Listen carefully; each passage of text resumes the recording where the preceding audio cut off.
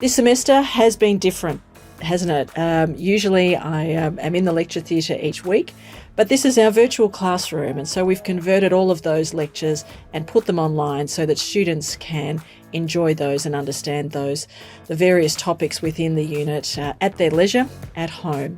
We've used the Moodle site to weekly go through various case studies and look at issues that are concerning sports sponsorship and sports marketing, and students have really integrated that into their study. The other element to the online process, which has been really pleasing, is that we're able to monitor the engagement of students. All in all, we're really looking to ensure that their learning experience is exactly the same, and in some ways it may even be better for them because they can do it on their own terms, in their own time, and in the comfort of their own home.